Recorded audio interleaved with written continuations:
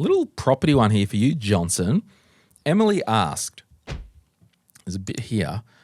I currently have 3 investment properties, good on you, all on interest-only loans. 2 are in South Australia and 1 in Queensland. I live in a rent-free house through work. Lucky me, !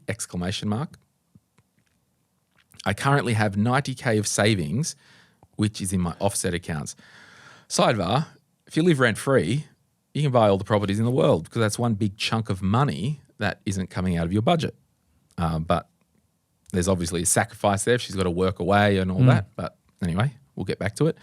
My dream would be to buy next in Melbourne, her hometown, so I have something to move back to if/when I return there one day. However, I'm wondering if I should use the money to pay off some of the loans. Another option is to keep it to lower my loans, given how high interest rates are at the moment. First world problems, I know. Thought it would be a good discussion with all your knowledge because when I started building my property portfolio, I was never told when I should start paying off the loans. I guess there needs to be a balance between purchasing property and paying them off. So yeah, she didn't say it with that attitude, but I did. So yeah, if you know that sweet spot, my ears are listening. Ha ha. Good one, Emily. Well done. First of all, 3 properties, nothing to be sneezed at. Both in, 2 in South Australia and 1 in Queensland. Hopefully they've had some good growth for your personal reasons only. And you've pushed back on this previously, the difference between good debt and bad debt. You're saying it's all debt. I'm saying there's good debt and bad debt. And Emily has, at the minute, all good debt. She's claiming the running expenses of all 3 properties. She has no bad debt, which may be your principal place of residence that you're living in. If debt's good, should we just get more of it? Just go and grasp as much as you can right now. No. She wants her own home in Melbourne. Do we need to pay down debt on income-producing assets when you've got a focus over here that says I need to increase my savings to go and buy my dream home, inverted commas, in Melbourne? The answer to that generally would be no. Well, and this is the thing. So she's got 90 grand in an offset account. Yes. So if one of the property, and we'll call it 100 grand for round numbers, if one of the properties has a $500,000 loan and then we've got the offset account that's attached, like a normal bank account that's attached to the mortgage of that property, she'll only be paying interest on $400,000. 410. Not the 500. Yep. So what tends to happen, and we see this sometimes, people have investment properties like this and then they go and borrow against the investment property to buy the principal place of residence. Yes. No. We don't do that because that effectively you can't claim that debt on tax. No. So you've essentially leveraged at 103, 104% of your purchase price on a non-income producing asset. So Emily, without knowing the full circumstances, you've got to build up your cash buffers. Your lowest hanging fruit is not to pay down the debts on these properties because the rents are going to continue to increase. Yes, interest rates are high, but only because you've been used to 2%, not 6%. It's been average says 6 or 7% over the last 30 years. So get used to those interest rates. And then when you go to buy your own home in Melbourne, you may need to sell down on 1 or 2 of those properties. It's actually okay to sell property. Obviously, if we didn't have cash flow issues, we would keep properties forever and a day. Yeah, and that's kind of what I'm thinking.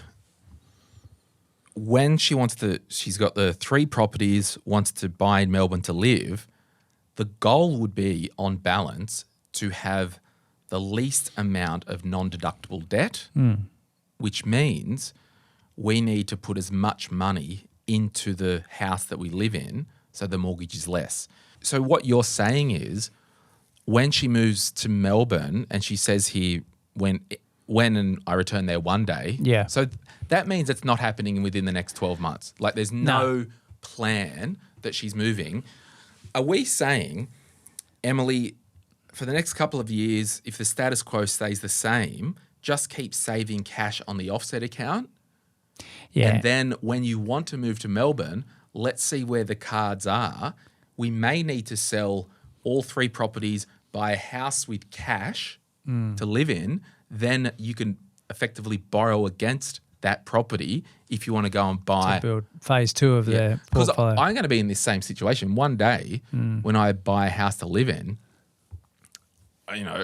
it's either save up a heap of cash and pay for it, get a low mortgage, or I carve off some properties and just buy a house. And I'll say the same thing to you in that situation is, well, you've got to understand the assets you've got and then the market or the location that you're buying into.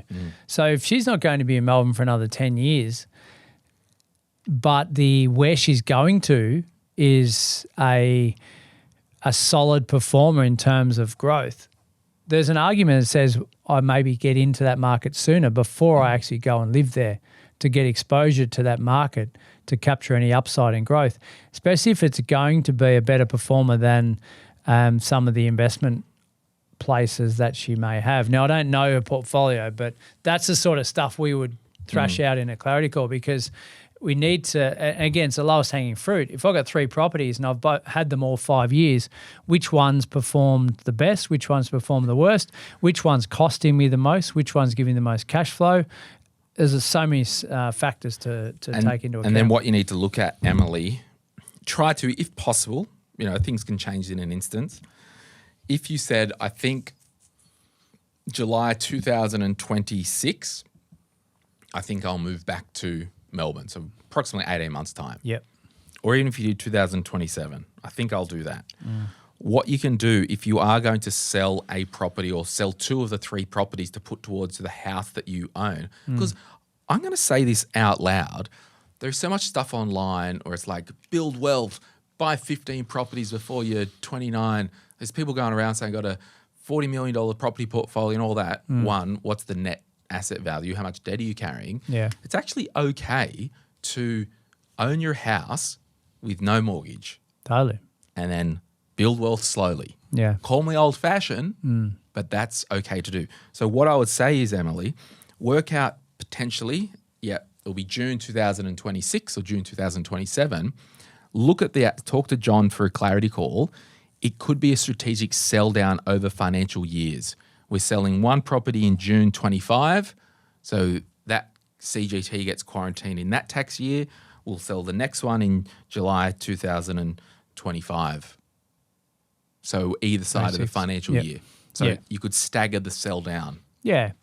And you might just keep one because you don't need to sell them all because you can manage the debt on your own rock. Yeah. I thought, if we can maybe 2, 3 properties, we wanted to sell 2, we'll just sell the 2 dogs and keep the premium one. Generally. Yeah. But generally the premium one comes with the highest holding costs. Yeah. So it's a balance. Yeah. And we need to know, what is the incomes associated for the next 3 to 5 years and project that out.